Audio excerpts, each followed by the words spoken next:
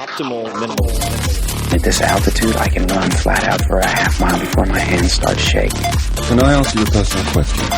Now would seem an appropriate time. What if I did the opposite? I'm a cybernetic organism, living tissue over metal endoskeleton.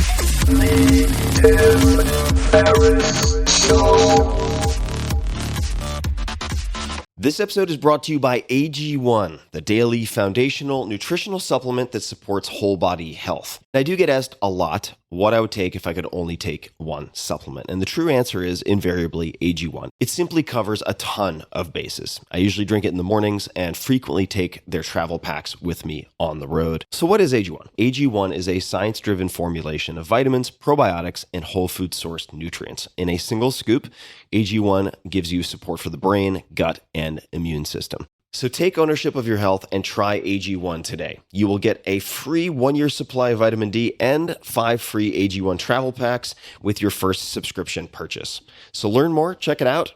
Go to drinkag1.com/Tim. That's drinkag1, the number 1, drinkag1.com/Tim.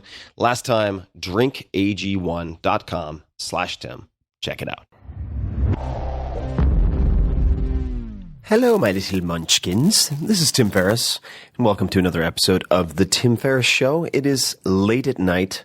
I'm in Boston, back on the East Coast for a beautiful, beautiful fall day, or I should say evening. It is probably close to 1 a.m., and I just finished up some work with build.org. If you are an entrepreneur, you got to check them out, build.org.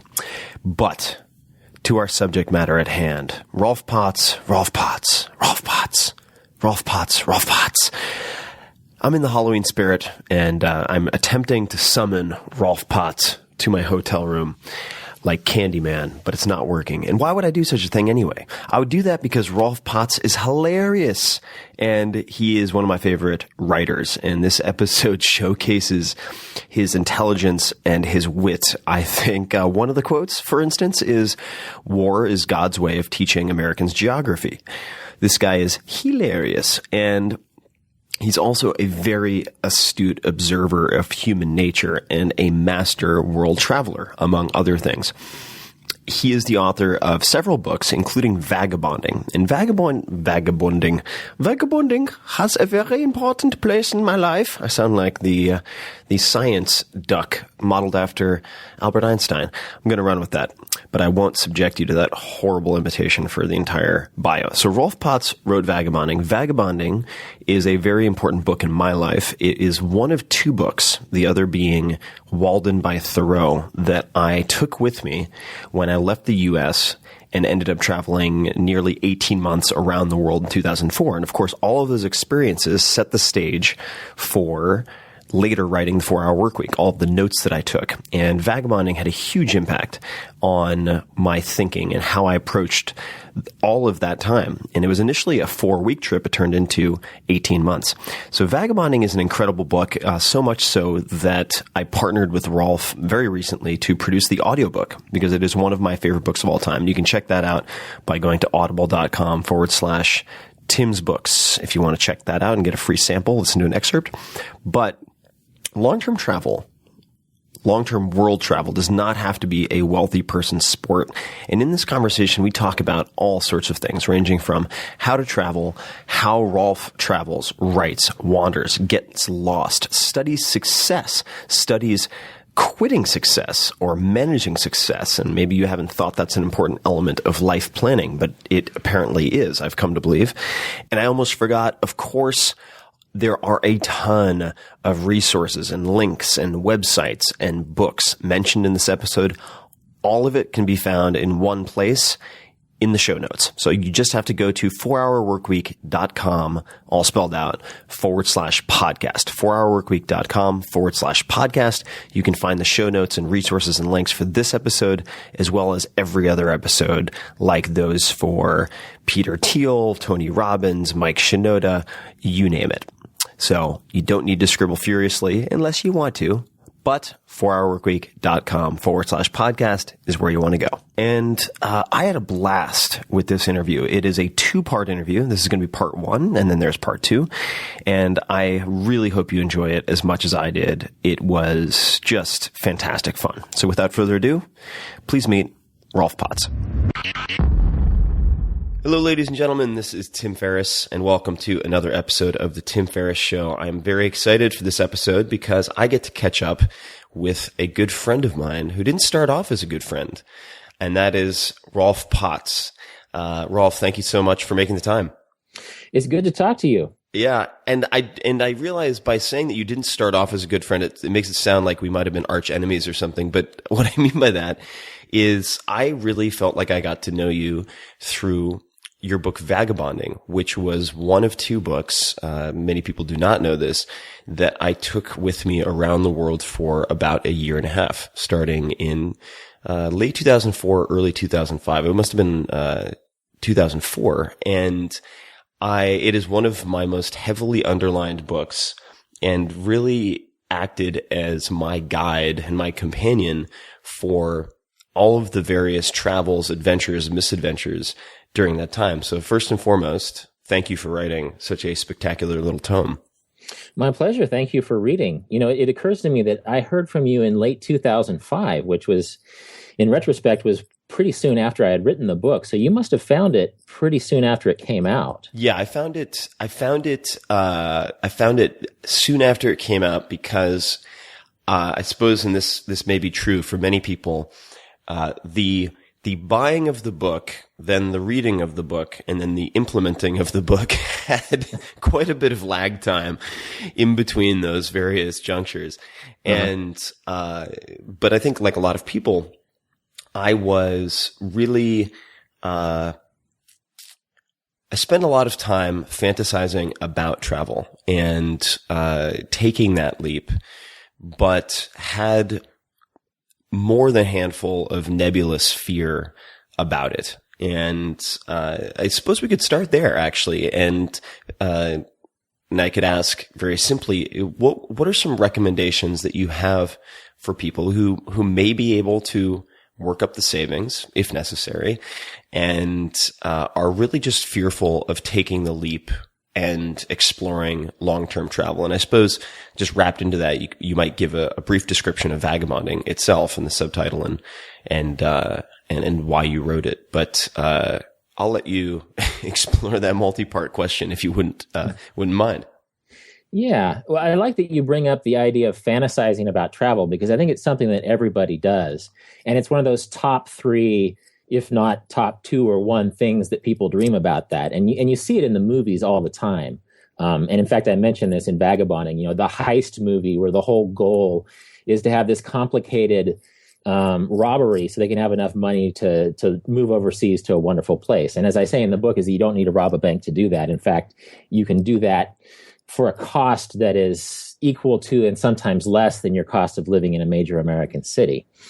And so I think an important principle I bring up in Vagabonding is saying, don't put this off. If you're dreaming about travel, and most people do, and you know, if you don't dream about travel, that's fine. But I really address these travel dreams, which are so common, that don't wait until you're too old, because you know, retirement isn't necessarily the best time to do something like this. And in fact, Henry David Thoreau, I think Walden was the other book you took on your travels. That's right. Talks about how people, and I'm not quoting him directly, they put off what they really want to do until they're too old to actually do it. You know, that's a paraphrase. And so if you're 18, 28, 38, 48, whenever you're dreaming about travel, make your goals soon and don't put off those goals, because they're very attainable. And, I think there's a lot of fears that are tied in to confronting vagabonding, which you asked me for the definition. Vagabonding is long-term travel. It's not just a vacation. It's not a week or two off that, society gives you as a vacation. It's 6 months or 2 years or, 6 weeks that you make for yourself to travel in earnest, not as a consumer experience, not as a vacation, but as a more deeply meaningful life experience, and as a way to actualize your wealth of time. And I think this is an idea we'll come back to a lot, and it's something that you write about as well as me, is the idea of time wealth, the idea that your experiences are more valuable in life than the things that you accumulate, than the things that are always being touted as the most important things in life. So travel is a great way to cash in on your time wealth. And vagabonding, just by definition, is a more meaningful way of travel. It's a way of slowing down and really discovering parts of yourself instead of just buying a lot of experiences, which we've sort of been conditioned to do as American consumers. My first vagabonding trip was 20 years ago this year, oddly enough. And happy anniversary. Thank you. It was just this time that I was straggling back to Kansas after having this amazing 8-month trip around North America. And it was a trip that I thought would be my last. I thought I would get travel out of my system so I could become a responsible American workaholic and then maybe return to travel when I was old. But you mentioned the idea of fear, and the fears I had going out were, is this going to be expensive? Is this going to be dangerous? Am I going to come back and be compromised professionally? And all of those sort of turned into the opposite, that it was a lot safer than I expected. It was a lot cheaper than I expected. And I came back, and for 20 years, I've been integrating travel with a professional life that continues to diversify. I continue to do other things to make money, while at the same time having big swaths of time to travel. And I'm not suggesting that everybody needs to, become a vagabonder for a 20-year chunk. And in some ways, I travel a lot less than I used to, 10 or 15 years ago. But it's something that you can do. It's an option that you can have, and it's not an option that you wait for life to give you. You create it. And so I'm a big believer in the active aspect of vagabonding, of saving your money. The lottery is another metaphor I use a lot in vagabonding, that people keep waiting for the lottery to reward them. But as we all know, the odds that you're going to win the lottery is pretty low, but we've already won the lottery. We're born with time wealth. And so it's just a matter of creating these travel experiences or these time-rich experiences through things like simplicity and just the decision to make these sort of things happen. Well, that's one of the themes and I think gifts that you provide in Vagabonding. And for those perhaps wondering, the subtitle says a lot, which is An Uncommon Guide to the Art of Long-Term World Travel. And I think uncommon and art are both key words in that subtitle. You provide a portfolio. It sounds too financial. A quiver of philosophies and suggestions for simplification, viewing the world through a different lens, really decluttering your life, both materially and emotionally and psychologically, even if you do not travel. And what I've noticed is, I recommend Vagabonding to people who have no intention of traveling, or for whatever set of circumstances feel they can't travel, simply because, and I'm blanking on the attribution here, but I really believe that most people, even those who have more money than they know what to do with, live lives of quiet desperation, and they have this. They've fallen into a drone-like schedule where they have these material objects they thought might make them happy or give them something they were lacking beforehand. But they've lost that, the excitement and anticipation perhaps that they once had. The leaping into the unknown, the feeling that kids have the night before Christmas or the week before Christmas, and adults lose that. And I think one of the easiest ways to capture that is to actually fantasize about travel, but do it in detail, right? So not one day I want to travel, but to read Vagabonding and go, oh my God, like I could do A, I could do B, I could go to Japan for the first time. I could go to Europe and busk. I could do all of these things that rekindle that passion and enthusiasm and excitement. Because I think that excitement is a much more, tangible metric for perhaps, what otherwise can be very nebulous in the word successful, right? In the U.S., I think that, for better or for worse, and I think perhaps for both, we have this, Protestant-like work ethic towards a relatively undefined goal, which is this success.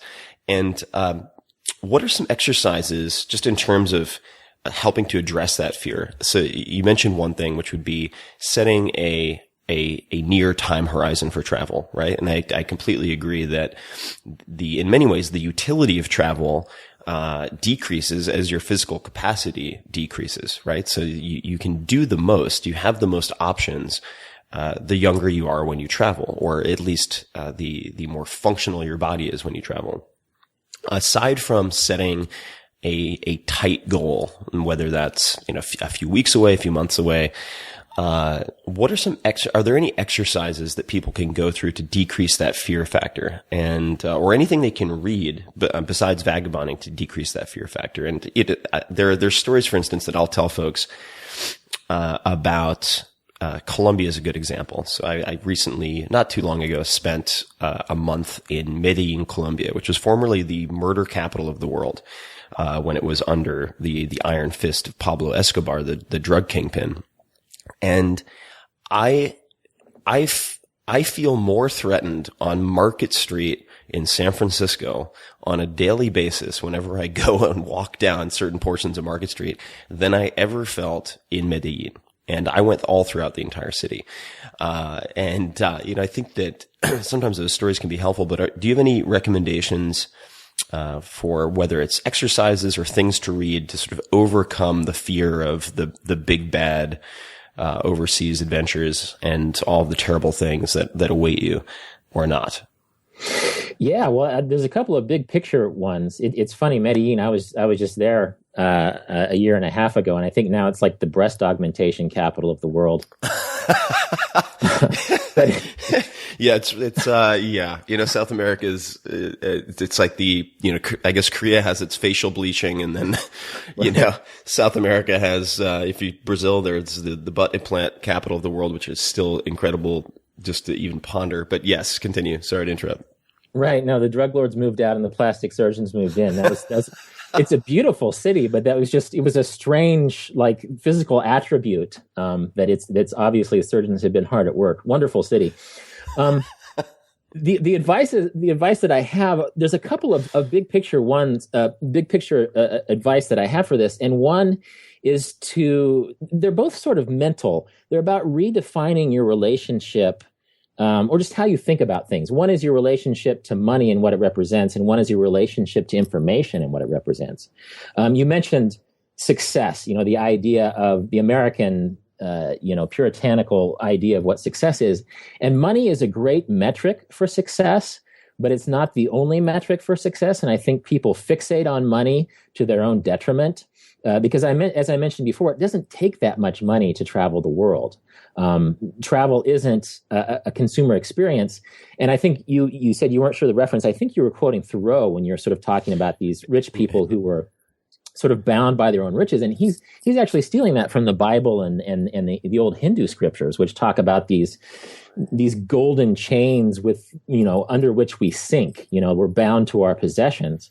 And through success, this is a very old philosophical idea. Through success, we lose perspective on the good life because we tie success so closely with money and possessions and material splendor. Mm-hmm. And so if you can just redefine your relationship with what success is, and really it goes back to the idea of time wealth, that success is being able to do what you want whenever you want. And there's billionaires out there who are compromised in ways that you or I or, your plumber or your local park ranger are not, because just realizing that money is a tool, it's not a metric for success. It's a nice side product of success, but it's a tool for allowing you to live a time-rich and experience-rich life and really live in ways that allow you to not only follow, but discover passions that you never realized you had.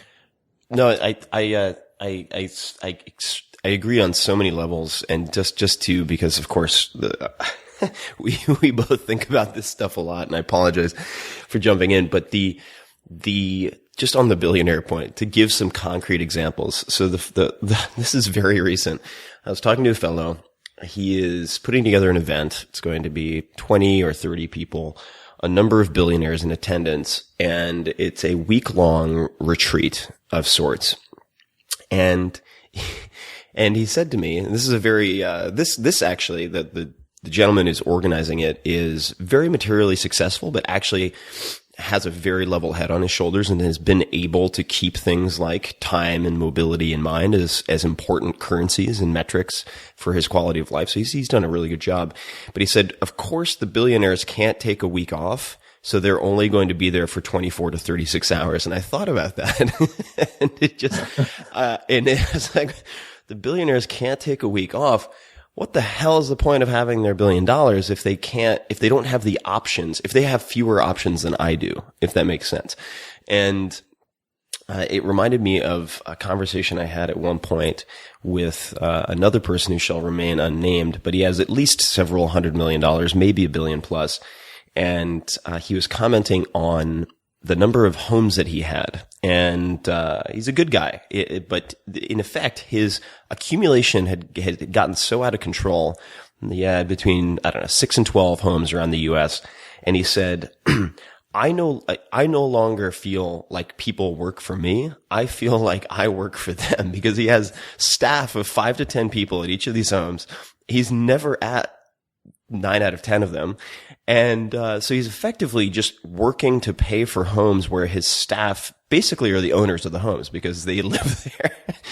And I was like, wow, it really brings to mind, this is also a quote. Unfortunately, I don't know the attribution, but the idea that things in excess become their opposite, right? So, money that provides you with freedom, basically takes away your freedom, when it reaches a certain point. It starts to reduce your freedom. The idea that so-called freedom fighters, in excess, given too much power, become tyrants, right? So things tend to flip when they get to a certain point of excess. Also just because I'm such a diehard fanboy of Vagabonding, correct me if I'm wrong, but the example that I think you gave in Vagabonding of sort of Hollywood nonsense related to overseas travel was from Wall Street. Wasn't it from Wall Street, where the Charlie Sheen's big goal was to save up enough money, one day when he strikes it big, to get a motorcycle and drive across China, I think. Yeah. And you pointed out that you could scrub toilets in China, not even in the US, for, a month or two, and probably figure out a way financially to make that possible. So certainly, when I was traveling and ultimately putting together the notes and observations that became the 4-Hour Workweek, I saved tens of thousands of dollars compared to simply staying in the Bay Area in California. And, anyway, just, well, that's the thing, is that if you live in an expensive city like San Francisco, New York, there's probably a half dozen other examples in the United States alone, you're going to be living on fewer dollars per day by far if you're traveling in Southeast Asia or South America or the Middle East, then you would just be paying your bills and paying your rent and buying your groceries at home. That you're traveling in a completely different economic zone, which was sort of the point of pointing out this Wall Street example. And China, that movie was from the 80s. Certainly China is more expensive since then. You might not have to clean toilets. You might have to clean something else now to ride your motorcycle across China. But the point is that, all this importance is placed upon conspicuous consumption of romantic ideas of what we can do. And oftentimes it's not money that's in the way. It's a mindset thing, which is why, I'm sort of answering your earlier question in a big picture way, that it's really a mindset about your relationship to money and your relationship to information, which I'll get to in a second. But you were talking about, the billionaire who's sort of become a slave to his own parasitical wealth. That's an old idea too. I have a quote from the ancient Sanskrit scriptures in Vagabonding, which is about the king in his palace only has half a bed and the food on his plate for all the grain in his fields. Does he own the rest? Right. At the end of the day, even the kings, and I knew this 3,000 years ago, even kings only eat one meal at a time. They only sleep in one bed at a time. And at the end of the day, the substance of your life is through experience. And if you're suddenly compromised, your material wealth and your money is there to actualize your experience and to enhance your life meaning. And the moment that it becomes parasitical, the moment that you're a billionaire who has 36 hours to go to a conference, and I'd love to know how much money is spent flying to the conference, catering it, because, I know people who could travel probably for 5 years on what one billionaire spends to go to that 36-hour conference. And I'm sure people who could do the same. So that's just such an important thing to keep in mind I have nothing against success or material success, but really know where the line is, the point at which the success you've achieved is actually getting into the way of actualizing a good and meaningful and option-filled life. Definitely. Where does the information come in? I'm very curious how the relationship to information plays into all of this. Right. Well, this is where the fear factor comes in. You were talking about Medellin. There's Mexico that has a lot of drug war violence going on. Of course, the Middle East is a perennially a bad reputation place to travel to. But keep in mind that information is something that can work against you or work for you. And these days, information is everywhere. When I left to travel the United States 20 years ago, I was actually more afraid of the United States than in 1994 than I'm afraid of any place in 2014, simply because pre World Wide Web, I didn't know what to expect. I had no examples. In Kansas, which is not, in sort of bullseye middle class circles, I didn't have a lot of friends traveling full time, and so I didn't really have anything to compare to. Now, if you're a successful person with the money to do it and the physical capacity to do it, you can go online, and not only can you realize that people are traveling in Mexico, they're traveling in Colombia, they're traveling in Egypt and Israel and other parts of the world where you think that might be dangerous. You realize that there's family bloggers out there who are traveling with 5 kids to these places, or traveling with a diabetes problem, or with physical handicaps, or with money that they've made on a job that has a fraction of what most people make. People who've simply decided to become wealthy in time, regardless of the fact that they work as park rangers or exotic dancers or maintenance men. And so that information you can. If you get past, I guess, media exists in a man bites dog world. They're going to talk about explosions and revolutions and bad things around the world. And so much of what we understand, in fact, there's that famous phrase, war is God's way of teaching Americans geography. God, that's so horrible and so true. Oh, God. And so because Americans are so insular, our international understanding is really pegged to major world events that don't really represent day-to-day life in the towns of these towns around the world.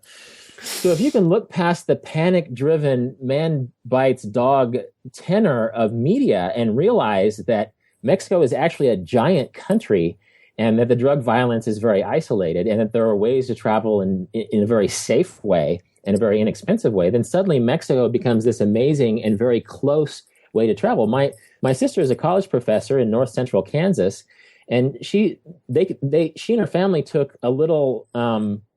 There's a big Mexican American community in Kansas, and they just took the local Mexican minivan down to Fresnillo, Mexico, and just a family of 4, and they've traveled for next to nothing in an amazing way for their teenage sons, to a part of the world that people assume is full of drug violence.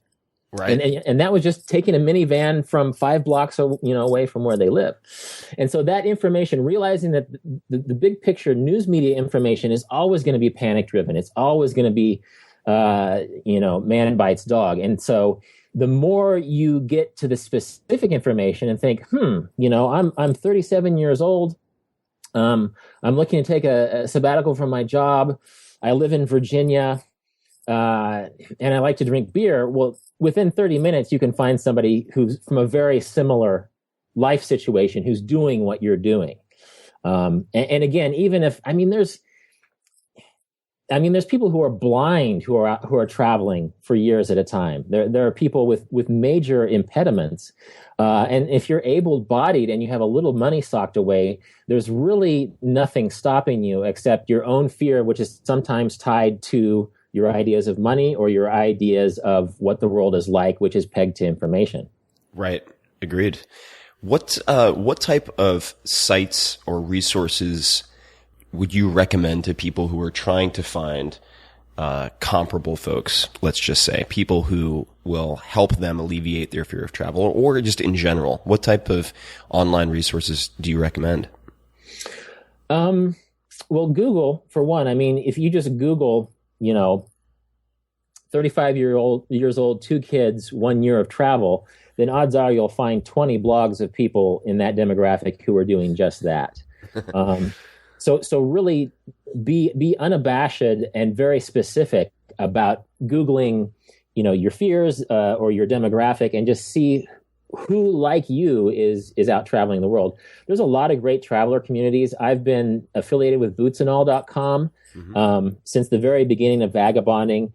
And part of their MO is just sort of creating community and support for people, and they have blogs and resources on their site, and there's other travel communities as well. Mm-hmm. And you and Boots and All is we'll put the links to everything in the show, of course, in the show notes for those people listening. But it's Boots, the letter N, all.com, right? Yeah, BOOTSNALL.com. Mm-hmm. And they've been operating out of Portland, Oregon for years, and have just quietly been doing the nice work of reassurance and saying, oh, so you're worried about an around the world flight? Well, here's how around the world flights look.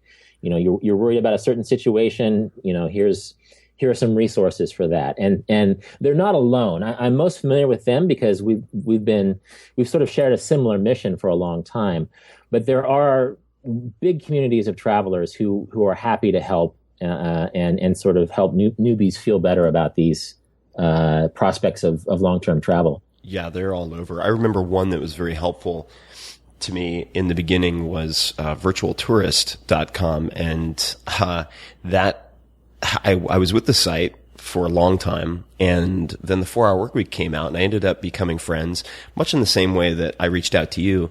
I became friends with the founder of Virtual Tourist, and so I'm now actually involved with a site of his called Trippy, which is just trippy.com, as people would expect, but it's effectively a community of open questions, and you can follow specific locations, right? So if you're interested in whether it's San Francisco, Buenos Aires, Spain, Medellin, whatever, all of the questions that come up, for instance, I'm just taking a quick look here, and you can pose any question you want, but what's the steepest place you've ever been in, country X? Where's the best rock climbing in San Francisco, which is generally going to be extremely inexpensive. What are the best online tools for group vacation planning? So if you're a family or multiple families, so like you said, there are many different options. Speaking of technology, how have different services like whether it's couch surfing or even say Airbnb or anything else, really, these collaborative consumption companies changed travel for you? And perhaps there are older examples, but you mentioned that you're taking a trip before we started recording, and you're doing a home swap. Would you mind perhaps elaborating on how some of those options work, those that you're familiar with? Because I think that many people who consider travel think in terms of one of their main expenses being staying in a hotel, right? Mm-hmm. I'd love for you to share any of your thoughts on that. Yeah, well, it's shifted the way the travel world works in some ways that are delightfully convenient, and in some ways that are a little bit strange. I think that technology is one of these double-edged swords that in some ways has turned us into insufferable micromanagers on the road.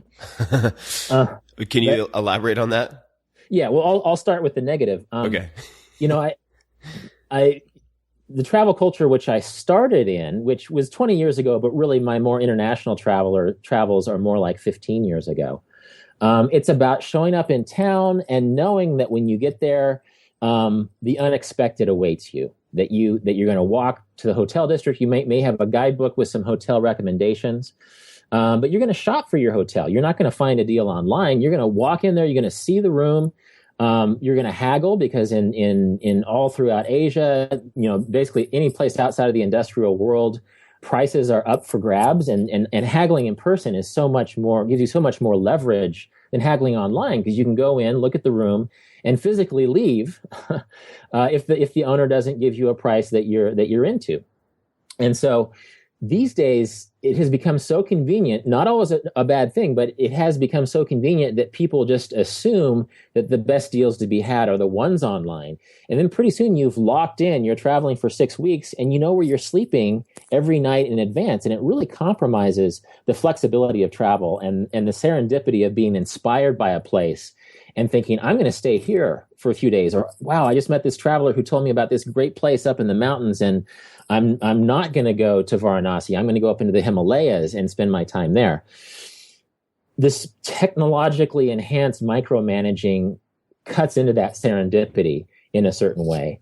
And it also connects us to home. And again, it's a two-edged thing. Social media and the constant connectivity that comes with smartphones, for example, allows us to really find things that we couldn't find before, but it cuts into the idea of wandering around and finding things by surprise, finding things organically, and letting a destination reveal itself to us on its own terms instead of sort of finding that place as a consumer before we get there. And a lot of technologies have eliminated things like loneliness and boredom, which sounds good and is good to a certain extent, but loneliness and boredom can lead you to those moments that sort of force you into a new version of yourself. They force you to be more extroverted. Totally agreed.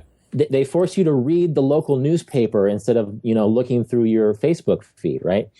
And so that is what we're up against with these technological advances. And I don't want to be the grumpy older traveler, because I remember being 20 and listening to these, baby boom era hippies sort of lecture me on how travel used to be. Back at a time when telephone answering machines and credit cards were seen as this decadent form of technology. And so I know that there are younger travelers who don't know anything but the constant connectivity of travel. But unplugging is important, and we can talk more about that if you want.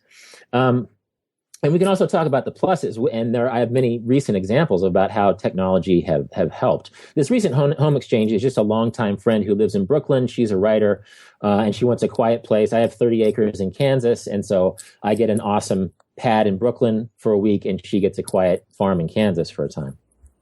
And the positives, you mentioned or alluded to the positives. I definitely want to delve into the importance of disconnecting. Yeah. I think I've become somewhat, especially living in Silicon Valley, but have some thoughts there as well. But what would you say, how would you expand on the recent positives or positive examples?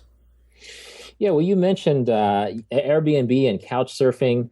I think in more expensive places like Europe, the hostel was your go-to. It was where, if you wanted to save money, you would go to the youth hostel.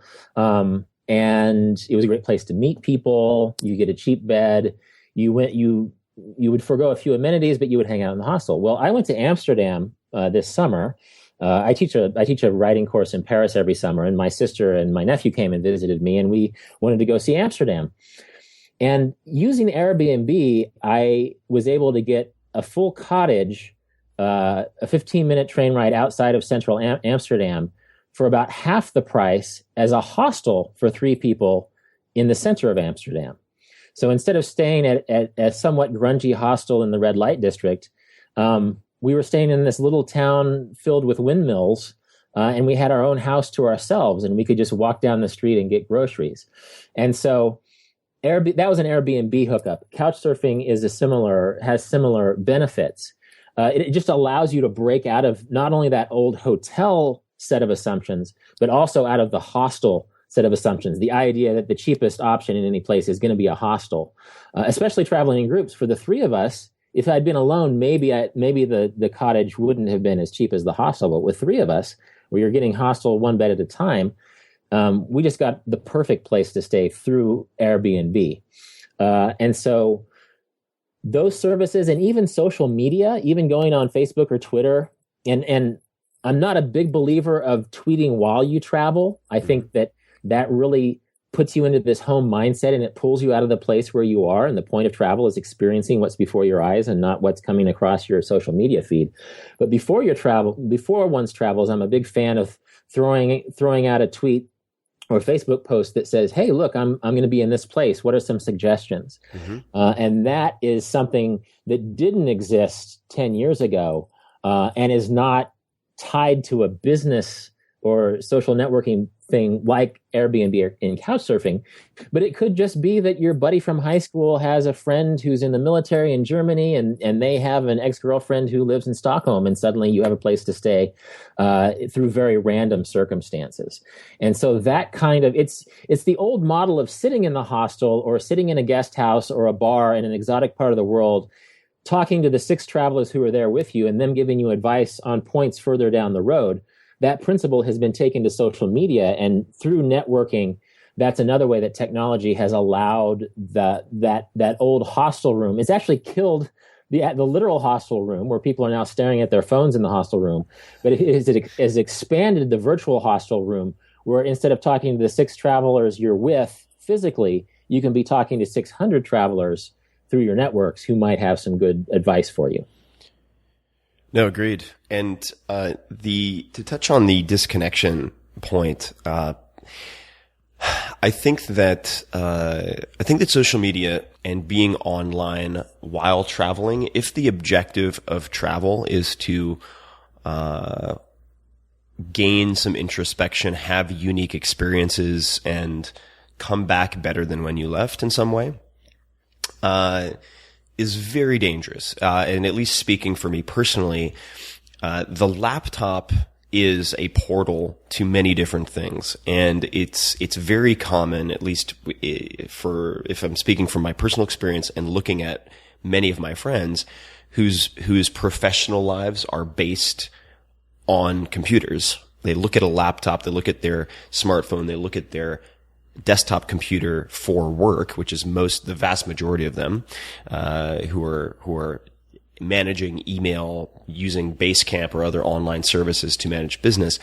It's very easy to use Twitter or Facebook socially as a gateway drug, and you're only one tab away from going right back into your old routine. And it's extremely easy and seductive, like you said, because of the convenience to travel abroad. And I know many people who do this. Unfortunately, I don't see the point, but they will take a laptop, go overseas, stay at a hotel that could just as easily be the Four Seasons in any major city in the United States, and they come back and they really haven't. They've changed time zones, but their mind, their experience hasn't changed more than perhaps what they had for lunch while they were abroad, which is a real shame. And so when I've taken sabbaticals, which are typically because I feel like I need to reassess my priorities and gain some perspective on things that are hard to assess when you're down in the weeds, right? When you're deflecting bullets and dodging problems and putting out fires, looking at your email inbox, it's very hard to step back and look at the larger picture of your life and goals and whatnot from a 30,000 foot view. That, for instance, when I went to Bali, to Indonesia for the first time, and took 30 days off of computer, phone, and calendar, basically, to, like you said, move from the micromanaging of my daily experience to the extreme opposite, for me at least, which was pretty much pure serendipity, and forcing myself to, rather than feel comfortable and convenienced, to feel as uncomfortable as possible, at least when you consider how routinized life becomes, even if or especially if you're kind of optimizing for efficiency, right? It's very easy to become trapped in systems of your own making where you're like, well, fantastic. My per hour output is wonderful. I'm doing all these new things. I'm taking on new projects. And then you step back and you realize, wow, I might as well just be a cyborg running, running in all these systems. So this is a very long meandering observation, but I think that, even if your only goal, and I don't think this is a crass goal, but even if your only goal were to improve your professional life, especially if you run your own company, taking a month off the grid is perhaps the best way to do it, because you have to set up systems that will persist after you get back. If you're taking 3 days to go to Amsterdam, you don't need to do that. A week off, you can probably come back and still rescue things, but a month off, completely off the grid. And I was available for emergencies via phone by my assistant or other people.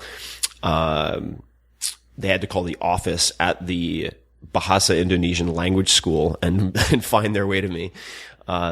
You really have to, I think about the bigger questions that are easy to avoid, by keeping your hands full with busy work. But anyway, long sort of preachy observation, but I really think that, the less you feel you can go without your smartphone, the greater the value of going without your smartphone. Yeah, well, this is an old conversation. The first person to do this in the technological age was actually J.P. Morgan. When the telegraph was invented, he went to Egypt, and I forget exactly. It was a little over 100 years ago. And his companions talked about how he was in Egypt, but not really, because he spent his whole time in Egypt attending to business. It was like the turn of the previous century version of what you just explained. It was him in a hotel room, attending to his business. Technology, basically the telegraph, which seems very primitive in retrospect, prevented J.P. Morgan from actually being in Egypt. He may as well have not left home. Mm-hmm.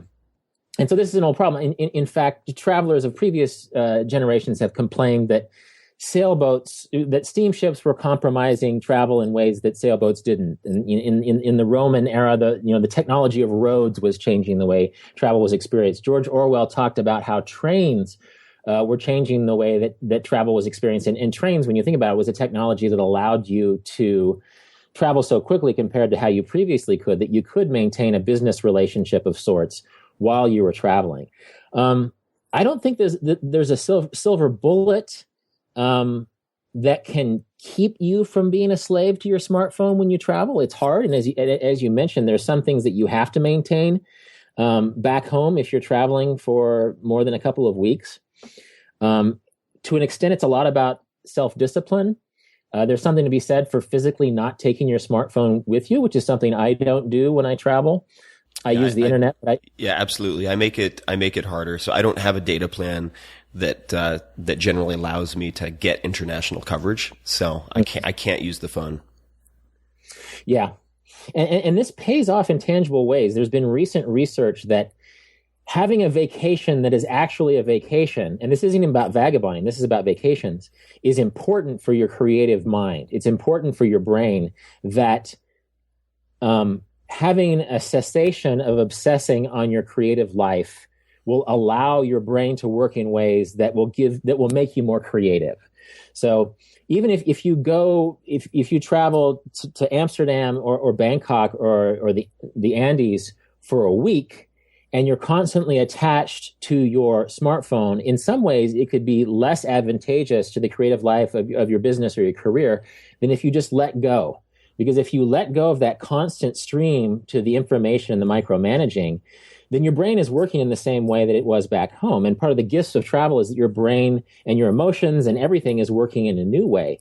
And your brain actually, that obsessive part of your brain is resting, but it's actually working in its own way.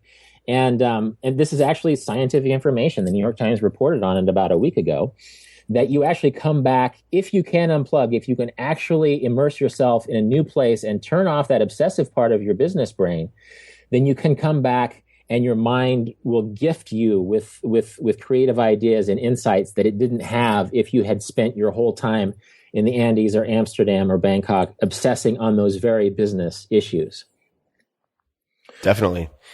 I'm sorry, you took an inhale. It sounded like I interrupted you. Well, there's one more point I was going to make, is that it's sort of this ties into the idea of time wealth. Mm-hmm. That sometimes these days, this new generation has a way of stealing time wealth. Again, it's not that new. I mean, Plato complained about that written literacy was ruining people's ability to memorize poetry, right? But now this technology is so immersed in our lives that we can steal our own time wealth by being hooked into virtual experiences, into our social media feeds, instead of the experiences that are before us. You used a great phrase, which is optimizing for efficiency. And just think, if you're going to sit down to an Italian meal in Italy, are you going to want to optimize that meal for efficiency? If you're going to hike for a week in the Andes, in the Machu Picchu region, are you going to want to make sure that hike is optimized for efficiency? If you're going to be sitting on a beach, in Thailand or Brazil, are you going to want to optimize that experience for efficiency? I think that Italian meal metaphor can apply to so much of travel that, of course, you don't want to make it more efficient. You want to savor every bit of it. You want to be, eating tomatoes that were in the ground 2 nights before, and having just these very sensual, tactile experiences, not just food experiences, but just ideas of the unexpected, of unplugging yourself from the life that you can predict, the life that you can consume and buy, and stumbling into experiences that catch you by complete surprise. And I don't want to overuse the idea of the word serendipity, but it's something that is at risk when we can't unplug. And the gifts of serendipity are not just, actually you can stumble into a bad experience as easily as you can stumble into a good experience. But it's the misadventures or the unexpected good experiences that actually change you, to the core of your being in a way that those pre-planned experiences don't. And so if you can't unplug, you're robbing yourself of that aspect of your time wealth. You're making, to extend this metaphor, you're making an optimized efficiency out of an Italian meal, in every sense of the word. And it's hard to break away from, but in the vagabonding sense, it's essential. You're going to be selling yourself short if you can't stop micromanaging and optimizing for efficiency. And the more you think about those phrases in the context of the best parts of travel, the more you realize that you really have to throw, the jargon, the efficiency jargon of daily life out the window and just throw yourself open to the travel experience. Definitely. And one thing that I think about a lot, and part of my motivation for traveling oftentimes, and you don't have to travel overseas to achieve this, but I find the change of scenery to be very helpful for resetting, is to focus on appreciation as opposed to achievement. And I'm very type A, always have been, and competitive. And those can sometimes really reinforce themselves in good, but often destructive ways. And, when I go abroad, I think food is a fantastic lens actually to use, not just metaphorically, but, to really focus on slow, long meals is, I think, one of the greatest gifts you can give yourself. And that was one of the experiences that I brought back after my 9 months in Argentina, which was supposed to be 4 weeks, as these things often turn out, with the really long dinners, a couple bottles of wine, a bunch of friends. Of course, they have the, parrilla and the incredible meats of Argentina, but, putting aside the fact that they're famous in South America for being unproductive, putting that aside, the long meals, with larger groups of friends was something that I brought back with me to the US and that I try to do at least once a week or once every 2 weeks.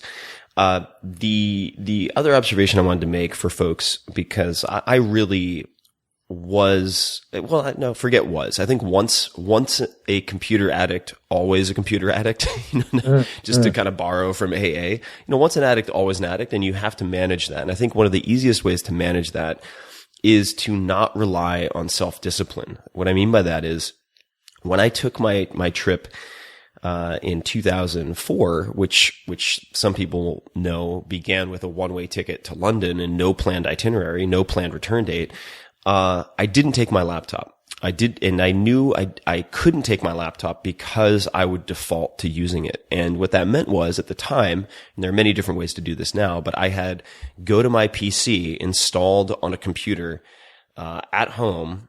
And if I wanted to use my laptop, so to speak, I would have to go into an internet cafe, which is not generally one of my favorite experiences. It's they're usually dingy. It's just not an experience I enjoy, which is entirely the point. I wanted to make it inconvenient and unpleasant to engage in, sort of masturbatory, computer use, Yeah. And I think that it's very easy to default to that because you can always find something on the internet, right? And you could very easily go to Morocco and then end up sitting on your laptop watching the stupidest cat videos on YouTube for hours a day. Right. Because that's what the internet optimizes for. It optimizes for clicks and views and everything else that can be commercialized, generally speaking. So, don't walk through the door if you don't want that to happen. So when possible, sort of, change your environment and remove things that facilitate bad behavior as opposed to trying to rely on, willpower, which I think is very, very fallible. You mentioned creativity, and I wanted to ask you about that because I really, really enjoy your writing. And I don't say that lightly. Not that I'm the ultimate connoisseur in writing, but I think that a lot of writing is very, very bad. And I've loved your writing and enjoyed it for a very long time. Thanks. Of course. Yeah. It's had a huge impact on my thinking and not moreover my actual behavior and way of living. So I want to talk about the concept of a staycation. Are there times, for creativity, and let's just use writing as an example. Do you find that you can replicate some of the benefits of travel in what people might refer to as a staycation? Yes. Yeah. And this goes back to something that we were talking much earlier in the conversation about decluttering emotionally. You talked about the idea of, I think you used the word portfolio to describe something. But I think vagabonding, the principles of vagabonding apply to life in non-travel ways. And it's been used as a text in social studies class. And it's sort of about tying into something else you were talking about earlier. You were talking about something that sort of constitutes what some people call the beginner's mind, which is part of the excitement of travel. Definitely. Is that we get stuck into being experts, and online resources allow us to be sort of dilettante experts in everything. We can suddenly know a little bit about everything, when in fact the beginner's mind is one of the most emotionally daunting and exciting parts of travel, where you just allow yourself to be a child again. And in fact, I have some quotes in Vagabonding talking about how you go to a new city and you're as dumb as a 5-year-old. You can hardly read. You don't know, it's dangerous to cross the street, this is a gift of travel, is that it allows you to have the vulnerability of being very young, but also the excitement of being very young and the discovery of being very young. And sometimes for all of the research you do back home, the coolest part of showing up in Bangkok or Buenos Aires or Cape Town is just smelling the place, or going into not into a tourist place, but into a supermarket and realizing how different everything is. And it's that beginner's mind. It's that wonder of childhood stuff. And that can it can turn into a cheesy metaphor, but it's a real thing. It's the beginner's mind that allows you to engage in a new way. And so I think that ties into the idea of creativity and the staycation, which is a silly word for what is a great idea, which is taking that beginner's mind, taking that travel mindset, which I talk about at the end of Vagabonding, the idea of coming home and treating your neighbors as exotic tribesmen back home. And one thing I'd love to talk to you about is the idea of appreciation versus achievement, because there's limits to achievement. I mean, it's been, For Our Workweek came out, 2007. Yeah, 7 years ago. And I think there's an extent to which that ongoing success can be as meaningless as ongoing lack of success, and that you have to have a relationship with that to realize that appreciation becomes more important than achievement, because there becomes a point at which that you've achieved your goals, and now what? Definitely. And so I think achievement is a linear way of thinking, which is very American and important, and I'm a big believer in that. But appreciation is that more Eastern circular way of thinking, of being able to savor what you do have and balancing that with your achievements. And so that goes back and ties into the creativity, the idea of coming back home. And I own a house on 30 acres of land in Kansas, and that's no accident. I'm close to my family, but it's also really, really cheap. And instead of living in a fashionable part of a big city, what's happening right now is an example of it. I'm going to go live in Brooklyn for a week and do a little home exchange. And I have the option of living for short periods of time anywhere, while at the same time saving money and really building a relationship to a place, which is my quiet 30 acres in a sparsely populated part of north central Kansas. And I am extraordinarily creative there. Not just because it's quiet, but because I can have sort of a quieter sense of discovery, sort of a walking pace, neighbor's pace sense of discovery in the place where I live. And this is another one of those silver bullet things you were talking about, how you enjoyed my writing. And it is so tortured sometimes to write well, I'm very familiar. One beautiful, smooth reading, logical, inspirational paragraph of prose is the process of a day of labor and self-loathing. So just because I have this wonderful place to write and that my creativity is enhanced by marrying my travel mindset to my home, doesn't mean that I just am sitting at my desk laughing in glee with my glass of wine writing brilliant prose. It doesn't get easier, but I guess it enables that it enables that tortured process to be fruitful in a way that perhaps it wouldn't have been otherwise. I don't know. I know that you have Annie Dillard said that a schedule is a net for catching days, and I think that you're a believer in being very disciplined about having a writing schedule. I'm not very disciplined, but somehow it works anyway. Well, just because I'm a believer doesn't mean I'm a fantastic practitioner, right? Right.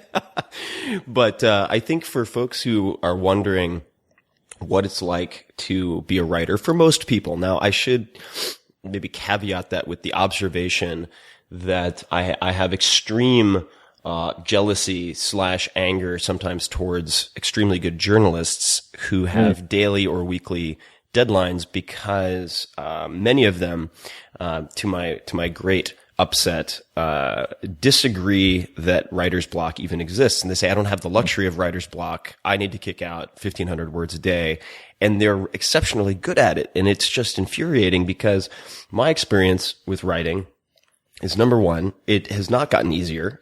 Generally, people ask me like, "Oh, well, after the third book, it must just get easier and easier." I'm like, actually, it just gets harder and harder because I feel like I have to ensure that I'm not repeating myself. But the most accurate sort of portrayal of my experience of writing is adaptation. And right. Oh my God.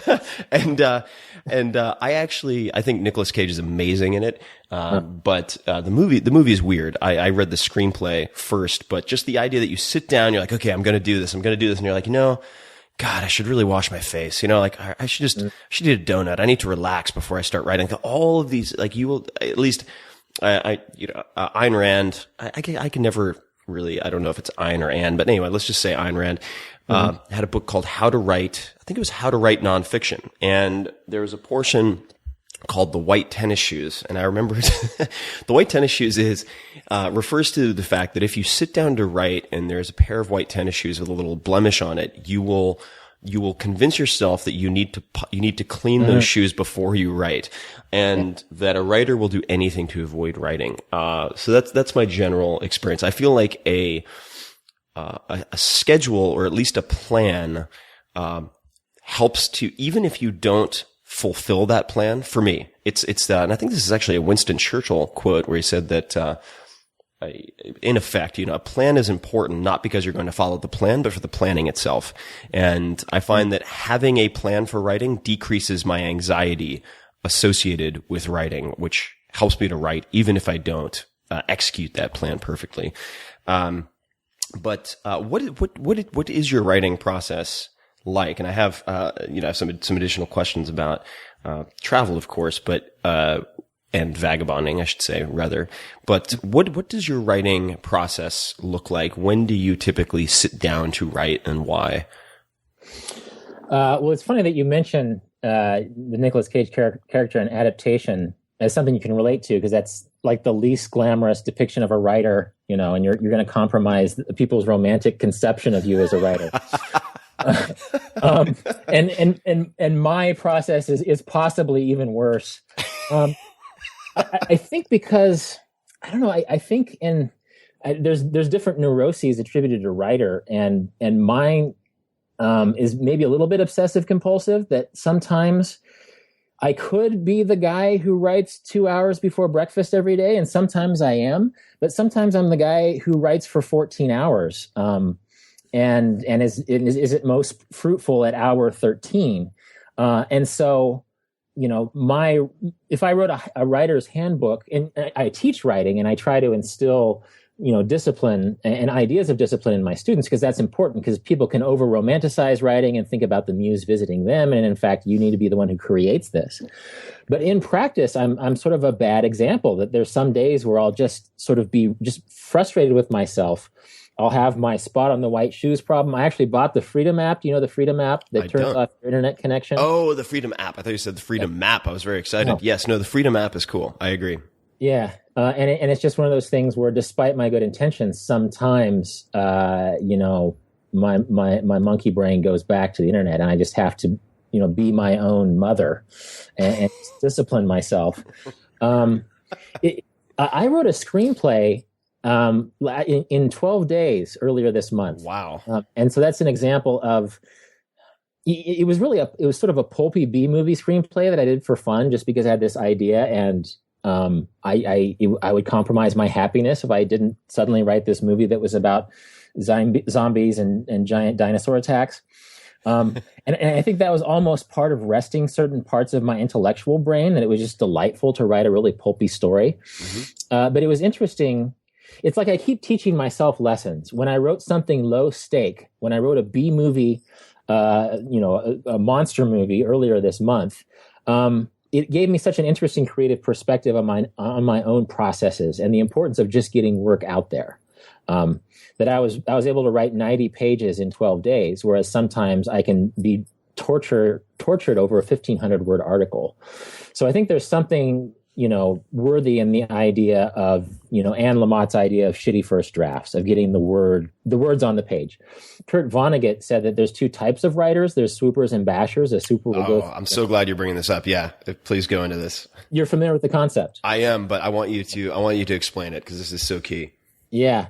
Well, swoopers tend to be people who will blast through their first draft, and then they'll spend days, if not weeks, working on draft number 2 and number 13 and number 67 until they get it right. Whereas bashers, they go sentence by sentence. And by the time page 1 is done, then paragraph 1 has been rewritten 10 times. And by the time they finish what they're working on, be it 1,500 words or 30,000 words, it's pretty much done. They're not going to do a whole lot of rewrites. But that process has taken, 20 times as long as a swooper will take. And these are both legitimate creative methods. And he suggests that maybe women tend to be swoopers and men tend to be bashers. And that might be statistically true, but I've met, male swoopers and female bashers. And they're both creative ways. I am a basher through and through. I am as well. And I think of the two, I've never been a swooper, so I don't know how it feels, but I have to imagine that being a basher is just the most torturous process of self-loathing and doubt. It's because there are days, I don't know if you've experienced this, but you'll be like, okay, great. I'm going to try to knock out whatever it is, a few pages. And I will just agonize over the first 2 paragraphs for in an hour. It's so, God, it's just like gives me anxiety even thinking about it. But yeah, anyway, I apologize. This is serving as a therapy session for me. Oh no, it's actually, and hopefully people in our audience can take heart in this, but I'm in the exact same situation, that the last third of a story or even a book is the easiest to write because I have the first 2/3 to show that I'm not a complete incompetent, and that in my office, I have different, writing awards and articles about myself to sort of remind me that I'm not a complete incompetent. But that blank page that generations of writers have talked about is a real kind of anxiety, and getting started. And I have a really bad combination, which is that I'm a basher, but I'm also an optimist. And I think that if I completely gave way to self-loathing and pessimism, that I would just throw something horrible out, and then I would have something. But I just have this blank page anxiety coupled with the optimism that I think I can do good. It just makes it that much harder to get started because I just can't. I know that something is going to be good, but for some reason that first step is somehow at odds with my optimism. So it's a weird thing, and I'm actually relieved to hear that you struggle with the same thing. Oh, yes. Struggle is, I think, a very generous, light word for it. Right. But we're both successful authors, so I think that there's something. No, hopefully people take some solace in that. I think matters are not helped by the fact that I've tried for years to change my writing schedule so that I get good synthesis. I tend to differentiate between research and synthesis, sort of gathering up all of my material and then putting it into prose. It doesn't help matters that I've tried to become a morning writer, and I have friends who do this where they'll wake up really early and they kick out good prose in the morning. I've never been good at it, so I tend to get started in the middle of the night when it's pitch black outside, and so I have those moments of acute anxiety. It's just, I might as well be in solitary confinement, in a basement. So that probably doesn't help my psychological state much, but who knows? Maybe some good has come of it. What are some of your favorite, books or articles on writing itself, or just commentary? These could be authors who have written about it, but I'm looking for things myself, quite frankly, to read. You mentioned Anne Lamott. I think Bird by Bird is a fantastic book. But what are some of your favorite, books or commentaries on writing? Well, this is funny because I teach writing in various, contexts. I have